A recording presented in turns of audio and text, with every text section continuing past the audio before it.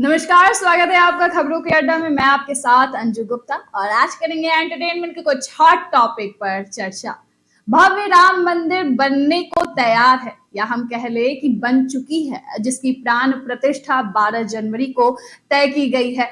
11 से 12 बजे के बीच भगवान राम की प्राण प्रतिष्ठा की जाएगी और इसकी तैयारियां जोरों शोरों से शुरू है। अगर हम राम मंदिर ट्रस्ट की बात करें तो राम मंदिर के ट्रस्ट की तरफ से आज प्रधानमंत्री नरेंद्र मोदी को भी इनवाइट किया गया है और इसी बीच कंगना रनौत भी अयोध्या, राम जी के जन्मभूमि, राम जी की जन्मस्थली अयोध्या पहुंची हुई हैं और वहां पर तमाम बातें पत्रकार लोगों से उन्होंने बताई और बताया कि ये दुनिया का सबसे सुंदर तीर्थ स्थान बनने जा रहा है।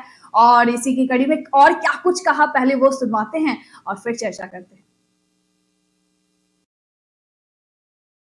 दिन है कि 600 सालों बाद जो है फाइनली रामलला का टेम्पल बन रहा है और ये हिंदुओं का कई सदियों का संघर्ष है।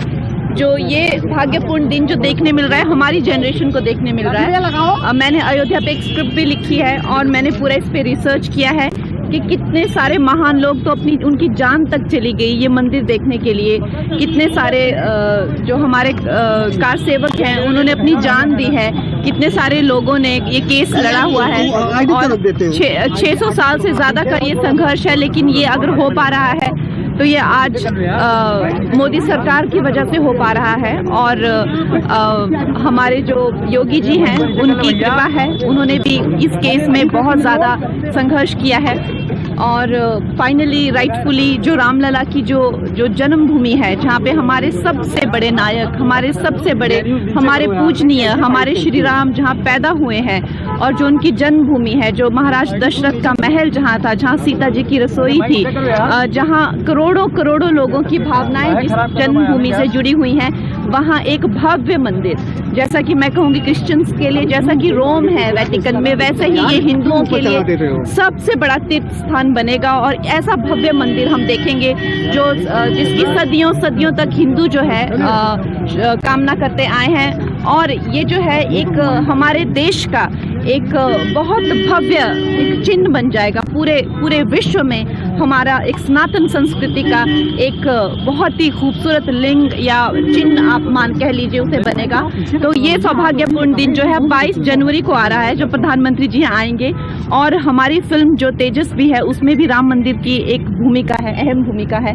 उसके लिए भी जो भारतीय वायुसेना पर आधारित फिल्म है उसके लिए हम यहाँ आए हुए हैं। तो एक बार जोर से बोलेंगे जय श्री राम।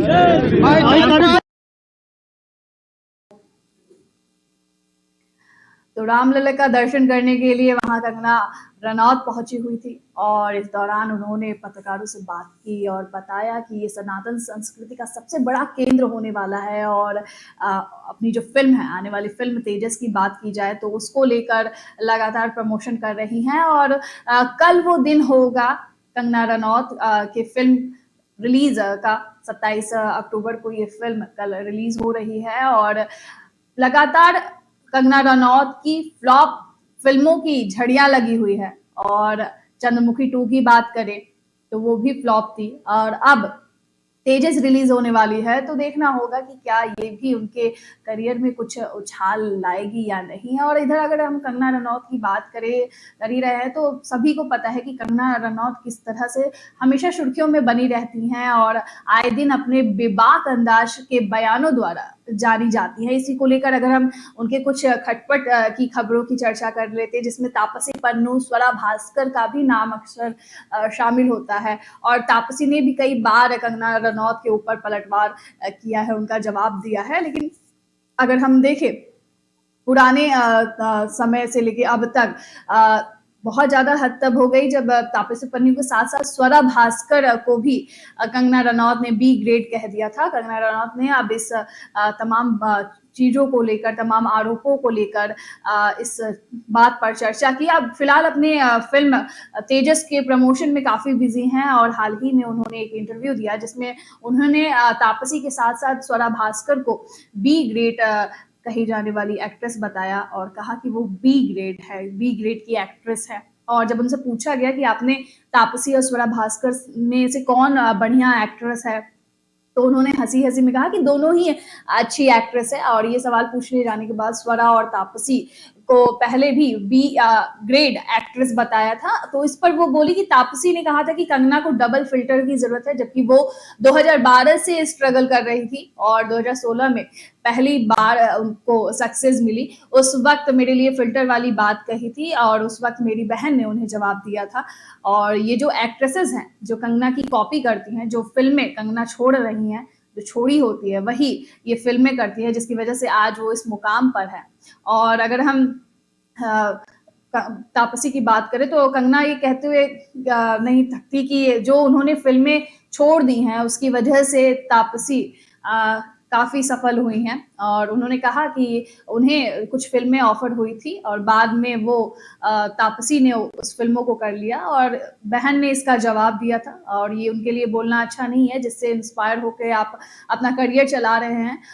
वो उम्र में मुझसे बड़ी हैं और अगर इंस्पायर है और मुझे रोल मॉडल मानती हैं तो इतना अपशब्दों का यूज करना कहीं ना कहीं सही नहीं है। और कंगना ने कहा कि उनकी जो सिस्टर है उन्होंने वो जवाब दिया था और काफी इतनी ज्यादा उन्होंने इम्पोर्टेंस नहीं दी थी और वो खुश हैं कि उन्हें सफलता मिली है। और लगातार हम देखें तो अपने बयानों की वजह से चर्चा में बनी रहती है। और इस दौरान कंगना रनौत अभी फिलहाल अपनी फिल्म को लेकर काफी बिजी हैं। हाल ही में उन्होंने दिल्ली में दशहरा के मौके पर रावण को जो है उन्होंने दहन किया था और उसके बाद वो अयोध्या पहुंची हैं। अयोध्या में उन्होंने रामलला के दर्शन किए हैं और हनुमानगढ़ी भी पहुंची और इस दौरान क्या कुछ उन्होंने कहा वो भी हमने आपको सुनवाया। अब देखते हैं आने वाले दिनों में। अगर कल की बात करते हैं, कल उनकी फिल्म रिलीज होने वाली, उनके लिए बड़ा दिन है। लगातार फ्लॉप फिल्मों की जो झड़ियां लगी है, क्या कंगना रनौत की जो फिल्म आने वाली है तेजस, और 2024 में हम लगातार बात कर रहे हैं कंगना की फिल्म इमरजेंसी को लेकर, जिसको लेकर उन्होंने अपनी प्रॉपर्टी गिरवी रख दी थी। अब देखना ये काफी ज्यादा कंगना के लिए काफी ज्यादा ये इम्पोर्टेंट हो जा रहा है कि ये फिल्म कितनी सक्सेस होगी, दर्शकों का प्यार कितना मिलेगा आने वाले दिनों में।